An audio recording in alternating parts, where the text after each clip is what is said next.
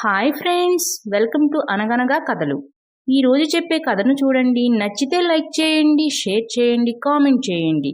Subscribe చేసుకోకపోతే please subscribe చేయండి. అలాగే నోటిఫికేషన్ కోసం పక్కనే ఉన్న బెల్ ఐకాన్ ప్రెస్ చేయండి. ఇక కథలోకి వెళదాం. అనగనగా ఒక గ్రామంలో సర్వానందం అనే ఒక వ్యాపారి ఉండేవాడు. ఆయనకు ఒక్కగానొక్క కొడుకు పరమానందం. పరమానందం మంచివాడే గాని కాస్త అమాయకుడు.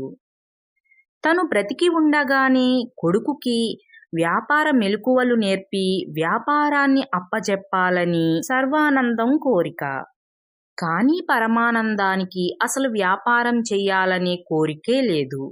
యారా పరమానందం, ఈ రోజు నుంచన్నా రారా నాతో, నీకు వ్యాపార మెలకువలన్నీ నేను దగ్గరుండి నేర్పుతాన్రా. అప్పుడు నేను చనిపోయినా నువ్వొక్కడివే వ్యాపారమంతా చేసుకోగలుగుతావు. అదే నేర్చుకోలేదంటే నేను పోయిన తర్వాత నువ్వు వ్యాపారం ఎలా చేస్తావురా? నీకేం తెలియదని అందరూ నిన్ను మోసం చేసి నీ ఆస్తినంతా కాజేస్తారా. అప్పుడు నువ్వెలా బ్రతుకుతావు? నా దిగులంతా నీ గురించేరా, రారా అంటూ బ్రతిమలాడసాగాడు సర్వానందం. మీకు అప్పుడే చెప్పానుగా నాన్న, కొన్ని రోజుల వరకు ఈ వ్యాపార బాధ్యతలన్నీ నేను తీసుకోనని. నాకు కొన్ని ఆశయాలున్నాయి నాన్న, వాటిని నెరవేర్చుకొని ఆ తర్వాత నేనే స్వయంగా వచ్చి మన వ్యాపార బాధ్యతలన్నీ స్వీకరిస్తాను నాన్న. అప్పటి వరకు మీకేం కాదు, మీరు 100 ఏళ్ళు హాయిగా బ్రతుకుతారు నాన్న, నాకు ఆ నమ్మకం ఉంది అన్నాడు పరమానందం. అసలు ఇంతకీ నీ ఆశయాలేంట్రా అన్నాడు తండ్రి. చెడ్డవారందరినీ నా మాటలతో మార్చాలని నాన్న నా కోరిక అన్నాడు ఆనందంగా పరమానందం. ఏంటి, నీ మాటలతోనే అందరినీ మార్చేస్తావా అని అనుమానంగా అడిగాడు తండ్రి. అవును నాన్న, మంచి మాటలు చెప్పి మనుషుల మధ్య గొడవలు లేకుండా ప్రేమగా ఉండేలాగా చెయ్యాలనే నా కోరిక నాన్న అని చెప్పాడు పరమానందం. నాయనా పరమానందం, నీ ఆశయం బాగానే ఉంది గాని ఎవరూ నీ మాట వినరురా. మనుషుల మనస్తత్వాలను మార్చటం అంత సులభం కాదురా. నా మాట విని వ్యాపారం నేర్చుకో. వ్యాపారంలో 4 డబ్బులు సంపాదించి నీకు చేతనైన సాయం పేదలకు చెయ్యి, అది చాలుగాని అన్నాడు తండ్రి. నాన్న, నాకు కాస్త సమయం ఇవ్వండి. ఈలోపుగా మనుషులను మార్చలేకపోతే మీరన్నట్లుగానే వ్యాపారం చేస్తాను నాన్న అన్నాడు పరమానందం. సరేరా, నీకొక 1 నెల రోజులు గడువిస్తున్నాను. ఈలోపుగా నీ ఆశయం తీరకపోతే మాత్రం నువ్వు వచ్చి వ్యాపారం చూడాల్సిందే అన్నాడు తండ్రి. అలాగే నాన్న, మీరు చెప్పినట్లే ఈ 1 నెల రోజుల్లో నేననుకున్నది సాధించకపోతే తప్పకుండా వచ్చి వ్యాపారం చూసుకుంటాను అని తండ్రికి మాటిచ్చి, నేను మనుషులందరినీ తప్పకుండా మంచిగా మార్చేస్తాను, ఆ నమ్మకం నాకుంది అనే నమ్మకంతో ఎంతో ఉత్సాహంగా ఊళ్ళోకి బయలుదేరాడు పరమానందం. ఇంతకీ నేను నా ఆశయాన్ని ఎక్కడి నుంచి మొదలు పెట్టాలబ్బా? సర్లే, అలా వెళ్తూ ఉందాం. ఎవరైతే గొడవ పడతారో వాళ్ళ దగ్గర నుంచి మొదలు పెడదాం అని అనుకుంటూ ముందుకు వెళ్ళాడు పరమానందం. అలా కొంత దూరం వెళ్ళేసరికి 2 పిల్లలు లడ్డూ కోసం కొట్టుకుంటూ ఉన్నారు. ఈ పిల్లల దగ్గర నుంచే మొదలు పెడదాం. చిన్నప్పుడు మా బామ్మ చెప్పిన కథే వీళ్ళకి చెప్పి వీళ్ళని మంచిగా మార్చేస్తాను అని అనుకుని దగ్గరకు వెళ్ళి, ఏంటి పిన్ని, ఎందుకు కొట్టుకుంటున్నారు అని పిల్లల తల్లిని అడిగాడు పరమానందం. ఏం చెప్పనయ్యా, లడ్డూని చెరిసగం చేసి ఇచ్చాను, నాది తక్కువ అంటే నాది తక్కువ అని కొట్టుకుంటున్నారయ్యా, ఎంత చెప్పినా వినడం లేదు అంది తల్లి. ఓ సంతేనా, చూడు పిన్ని, నేను చిటికలో వీళ్ళ తగువుని తీర్చేస్తాను. ఇంకా జీవితంలో ఎప్పుడూ కొట్టుకోరు, ఇద్దరు ఎంతో ప్రేమగా ఉంటారు పిన్ని అంటూ పిల్లల దగ్గరకు వెళ్ళి, పిల్లలు కొట్టుకోవడం ఆపండి, మీ ఇద్దరికీ లడ్డూ సమానంగా వచ్చేటట్లు నేను చేస్తాను గదా, వాటినివ్వండి అంటూ చేతిలోకి తీసుకుని, అన్న లడ్డూవే కాస్త ఎక్కువగా ఉంది అని అందులో నుంచి కొంచెం ముక్క విరుచుకుని తినేశాడు పరమానందం. తరువాత మరలా చూసి, అయ్యో ఇప్పుడు చెల్లి లడ్డువే ఎక్కువ ఉందే అంటూ చెల్లి లడ్డూలో నుంచి ఒక ముక్క విరుసుకుని తినేశాడు పరమానందం. అలా ఇందులో కొంచెం అందులో కొంచెం తింటూ మొత్తం తినేసిన తర్వాత, పిల్లలు చూశారుగా, మనలో మనం గొడవ పడితే బయట వారొచ్చి ఆ గొడవను వాళ్లకు అనుకూలంగా చేసుకుని వాళ్ళు లాభం పొందుతారు. అచ్చం నాలాగే. చూడండి, మీ ఇద్దరిలో ఎవరో ఒకరు కాస్త ఎక్కువ తక్కువ తినేస్తే మీరే తినేవాళ్ళు. అలా కాకుండా గొడవ పడుతుంటే నేనొచ్చి మీ దగ్గర లడ్డూ మొత్తం తినేశానా? ఇప్పుడు చూడండి, మీరు తినడానికి అసలు లడ్డూయే లేదు. అందుకే చెప్తున్నా వినండి. మీ ఇద్దరూ ఎప్పుడూ గొడవ పడొద్దు.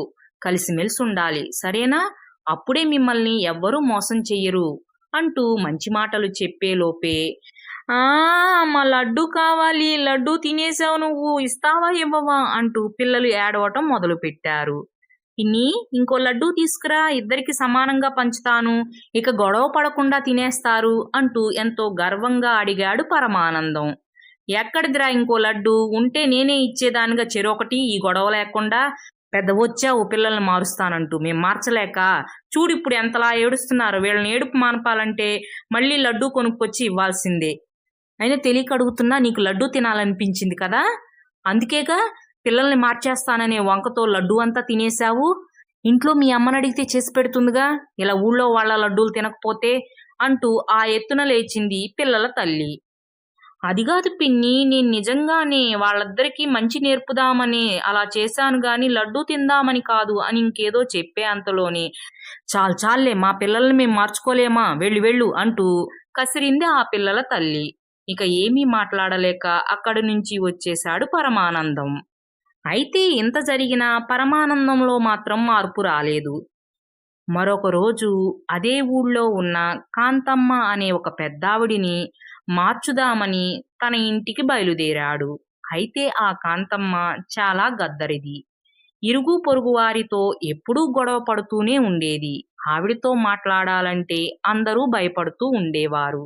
నేను గనక ఈ కాంతమ్మత్తని మార్చగలిగితే నా ఆశయం సగం తీరిపోయినట్లే అని అనుకుంటూ కాంతమ్మ ఇంటికి వెళ్ళి, కాంతమ్మత్త, కాంతమ్మత్త, ఏం చేస్తున్నావ్ అంటూ ఆవిడను పిలిచాడు. నేనేం చేస్తే నీకెందుకు గాని, అసలు నువ్వెందుకొచ్చావో చెప్పు అంటూ కఠినంగా అడిగింది కాంతమ్మ. అలా మాట్లాడకు కాంతమ్మత్త, కాస్త మంచిగా మాట్లాడొచ్చుగా. నువ్వు చూస్తేనేమో రేపో మాపో అన్నట్టున్నావు. నువ్వు ఇలా గనక మాట్లాడావంటే రేపు నువ్వు చనిపోయిన తర్వాత నీ గురించి ఎవరూ మంచిగా చెప్పుకోరు. నీ గురించి తలవగాని, అమ్మో ఆ కాంతమ్మత్తుందే గయ్యాళి, దాని నోట్లో నోరేసి ఎవ్వరం గెలవలేకపోయేవాళ్ళం అంటూ నిన్ను తిట్టుకుంటారత్తా. అలా కాకుండా నిన్ను తలిచినప్పుడల్లా ఆ కాంతమ్మత్త ఎంత మంచిదో, అందరితో ఎంతో మంచిగా మాట్లాడేది, ఆవిడింకొన్నాళ్ళుంటే ఎంత బాగుండేదో అని అనుకోవాలి గాని తిట్టుకోకూడదత్తా. కొంచెం మారు అంటూ ఏదో మంచి మాటలు చెప్పే అంతలోని చాలు పరమానందం, ఆ పాపు, నాకు తెలిసి ఎలా మాట్లాడాలో. నా కళ్ళ ముందు పుట్టి పెరిగి నువ్వు చెప్పనవసరం లేదు. అయినా చనిపోయిన తర్వాత ఎవరెలా మాట్లాడుకుంటే నాకేంటి, పో అంటూ లోపలికి వెళ్ళిపోయింది కాంతమ్మ. అత్త, నా మాట విను. మనం మంచిగా ఉంటే మన మంచి మనతో పాటు వస్తుందత్తా, ఇంకేదీ రాదు అంటూ ఏదో మంచి మాటలు చెప్పే అంతలోనే, ఒరే పరమానందం, నువ్విక్కడి నుంచి వెళతావా లేదా, లేదంటే ఈ కర్రతో 4 బాదుతాను అంటూ పరమానందం మీదకు రాబోయింది కాంతమ్మ. కాంతమ్మత్త అన్నంత పని చేస్తుందని భయంతో అక్కడి నుంచి పారిపోయాడు పరమానందం. అయినా పరమానందంలో ఆశ చావలేదు.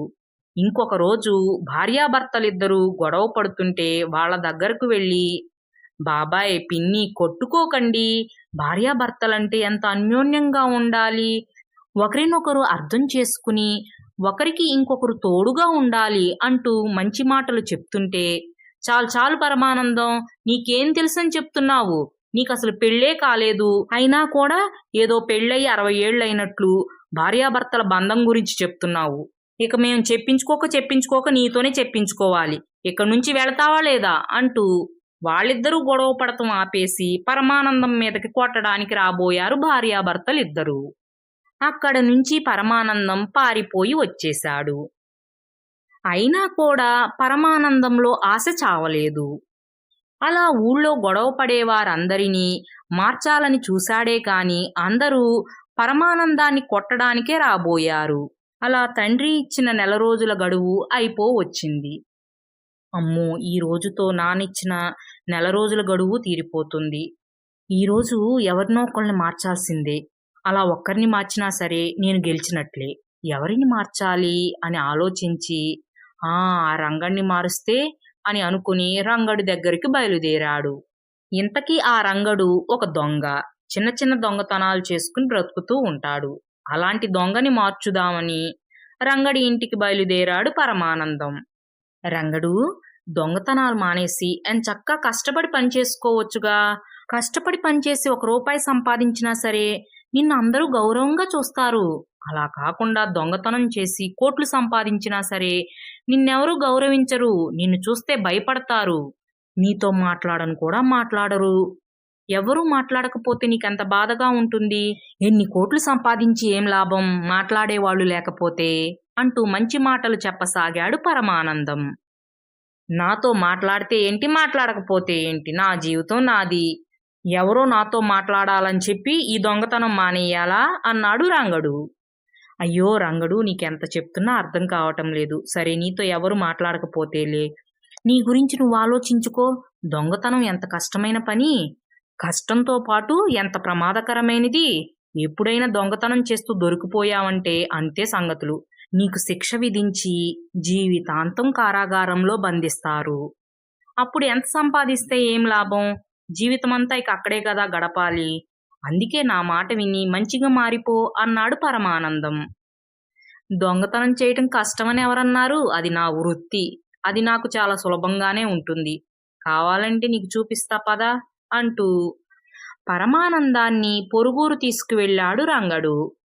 నాకిప్పుడు మామిడికాయలు బాగా తినాలనిపిస్తున్నాయి. అందుకే ఈరోజు మామిడికాయలు దొంగతనం చేద్దామనుకుంటున్నా. నువ్వు చూస్తూ ఉండు దొంగతనం ఎంత సులభంగా ఉంటుందో అన్నాడు రంగడు. మరక్కడ కాపలా మనిషున్నాడుగా, ఎలా దొంగతనం చేస్తావు అని అనుమానంగా అడిగాడు పరమానందం. ఇక్కడ మామిడికాయలు దొంగతనం చేద్దామనుకున్న తరువాత వరుసగా 4 రోజులు ఆ కాపలా మనిషిని గమనిస్తూనే ఉన్నా. ఇదే సమయానికి బయటకు వెళ్ళి అర్ధగంట తర్వాత తిరిగి వస్తాడు. ఈ అర్ధగంట లోపే మనం దొంగతనం చేసుకుని బయటకు వచ్చేయాలి అన్నాడు రంగడు. అవునా అంటూ చూస్తూ ఉన్నాడు పరమానందం. ఇంతలో కాపలా మనిషి బయటకు వెళ్ళిపోయాడు. ఇక రా లోపలికి వెళదాం అంటూ పరమానందాన్ని తీసుకుని రంగడు లోపలికి వెళ్ళి కొన్ని మామిడికాయలు కోసుకుని తిరిగి వస్తూ ఉండగా ఇంతలో అనుకున్న సమయం కంటే ముందుగానే కాపలా మనిషి వచ్చేశాడు. అంతే, కాపలా మనిషిని చూస్తూనే మామిడికాయలను అక్కడ పడేసి అక్కడి నుంచి పారిపోయాడు రంగడు. కానీ పరమానందానికి ఏం చేయాలో తెలియక అలా నుంచుని చూస్తుండిపోయాడు. ఒరే దొంగ వెధవల్లారా, మామిడికాయలు కోసుకుపోవడానికొచ్చారా అంటూ పరమానందాన్ని పట్టుకుని, నేను దొంగను కాదు, నేను దొంగతనం చేయడానికి రాలేదు అని పరమానందం చెప్తున్నా వినకుండా 4 బాది పరమానందం దగ్గర ఉన్న డబ్బు మొత్తం తీసుకుని పరమానందాన్ని అక్కడి నుంచి పంపించేశాడు కాపలా మనిషి. అబ్బా అమ్మా అని మూలుగుతూ కొంత దూరం నడిచిన తరువాత రంగడు పరమానందంతో కలిసి, చూశావా తప్పించుకోవడం కూడా ఎంత సులభమో. నువ్వు చెప్పినట్టు కష్టపడి పని చేస్తే అది నాకెంతో కష్టంగా ఉంటుంది. నాకు ఈ దొంగతనమే సులభం. అందుకే నేను ఈ దొంగతనాన్ని మానను అని చెప్పి అక్కడి నుంచి వెళ్ళిపోయాడు రంగడు. నేను ఓడిపోయాను. ఈ మనుషుల్ని మార్చటం కంటే ఆ వ్యాపారం చేసుకోవటం మంచిది.